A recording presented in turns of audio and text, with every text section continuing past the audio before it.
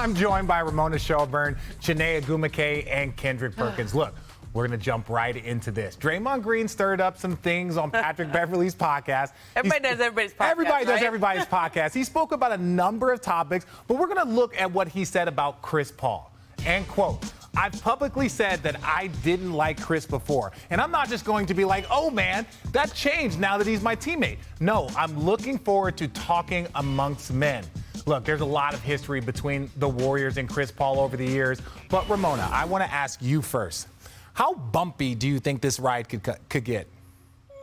You know what? I like that Draymond was real about it. I like that he didn't just say, like, oh, nicey, abracadabra, we're friends because we're teammates.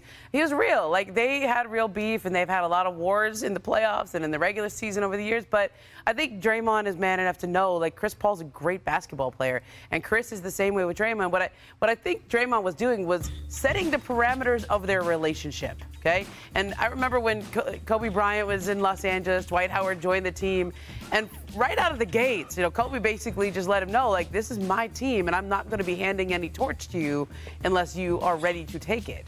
And so Draymond, Chris Paul's joining the Warriors. This is a team that has 4 rings. Those guys have 4 rings. So Chris is joining a team, and this is their team. And that's setting the parameters of the relationship before he even gets there. I think, Chris obviously knows where he stands, but I think they're actually going to end up liking each other. I think those two are feisty guys that'll end up seeing eye to eye. Well, and look, for some of those rings involved going through Chris Paul. So, Chiney, my question is, are you optimistic that these guys can kind of figure it out, keep it together, keep it close? I'm absolutely optimistic that these guys can figure it out because when he says talking amongst men, I mean, Draymond is, 33 years old? Yep. Chris Paul is 38 years old.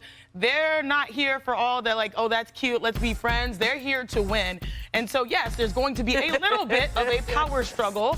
And it's funny because we're talking about liking players or not with the centerpiece being Draymond. There are a lot of people in the league that don't like Draymond because of how well he instigates things out of you that works to the Warriors' benefit. The same applies to Chris Paul. There are a lot of people that look at Chris Paul and like, man, I'd rather have him as a teammate than an opponent because he's one of those guys you'd rather play with than play against. And so they're cut from the same cloth.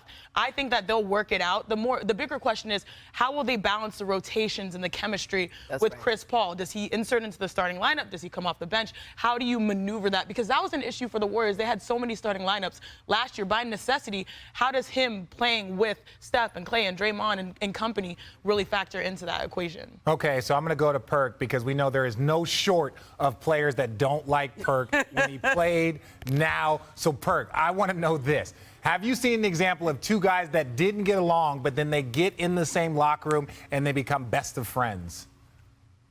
Yeah, the perfect example was myself and KG, right? When KG was in Minnesota, they had to break us up from far as meeting in the back by the locker rooms. Like, we couldn't stand each other to the point where when KG was traded to Boston, he was like, hey, Paul, what's up with Perk, man? Like, before we even, get into practice, I need to know what's up with dude because, I don't know what his mindset on.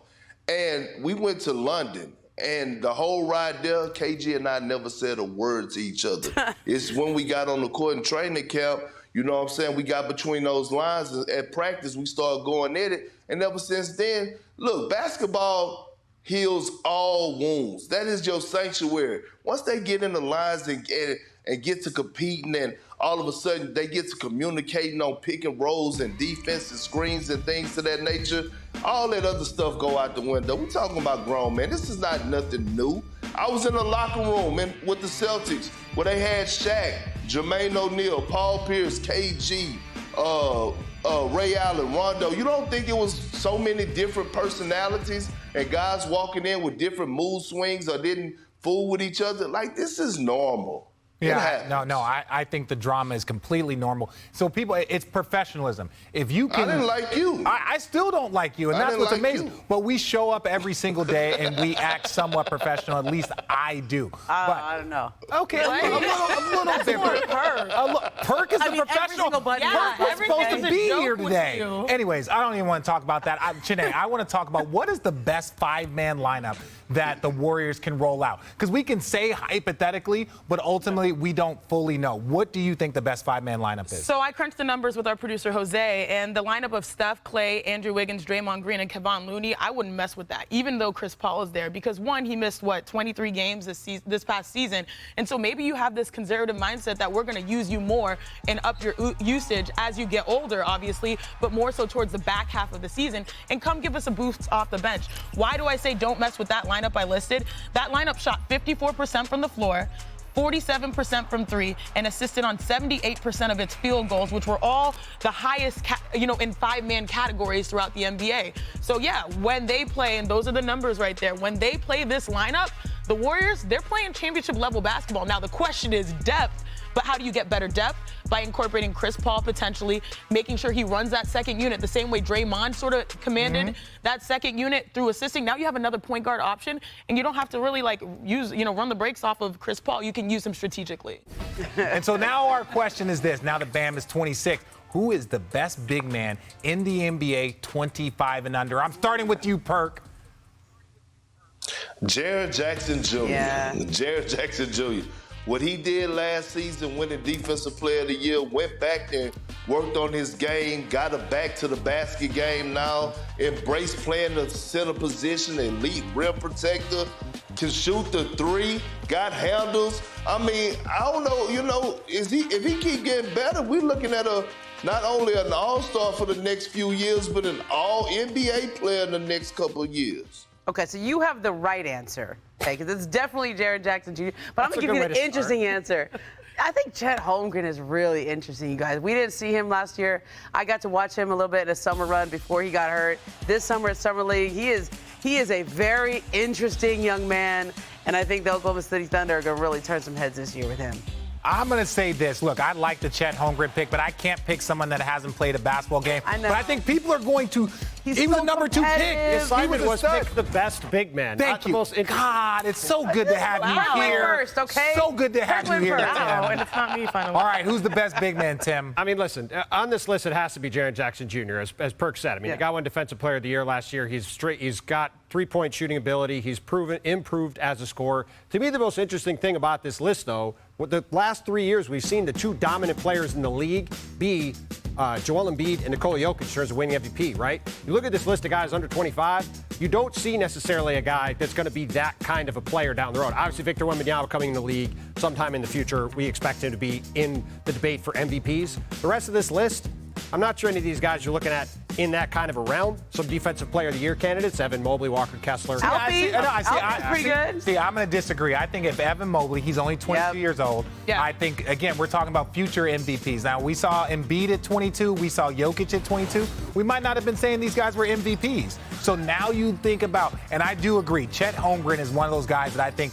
if he is even half of what we think he could be, the Oklahoma City Thunder are going to be a problem. I think they're making the playoffs. They're in the playoffs, no question. They're going to be a problem. That pick and roll. There's always question. But I like those. There's always a question. Okay, that is true. We can't say no question in the West. But if he plays to his potential, you've got SGA. I mean, that's not a bad-looking team. And I think, I think to your point real quick, RJ, Evan Mobley to me is the swing guy for the Cavs this year. For them to take a real step forward and be able to convince Donovan Mitchell to stay, they need Evan Mobley to become an all-star this year. Donovan Mitchell has a big task in front of him. He's got to make people around him better. But I'm going to ask you, Momo, if you can't take Jaren Jackson Jr., which one of those bigs do you take? Chet, Mobley, who do you take? Victor? Oh, I mean, Victor. Okay, I'm joking. I feel like how hard is it to say that? I'm going to think the generational talent. Okay, well, the reason why we ended with Ramona is that it is Ramona's birthday. She just turned 29. That's it. And we just want to say thank you for joining us. Momo, you are one of the most beloved people We love in you. all Happy of this birthday, industry. Momo! Yay! You thought we forgot. Yeah, we would I never was on the down low. We would forget Perk's birthday, but not Ramona. Ramona. Anything that you would like to say for your last, you get to sign us off, Ramona. Oh, I get to sign us off? Yep. Have a wonderful day. Enjoy the triple-digit temperatures. It's summertime. I'm going to go outside, have some ice cream. Everything's better with ice cream. Thanks for watching ESPN on YouTube. For live streaming, sports, and premium content, subscribe to ESPN+.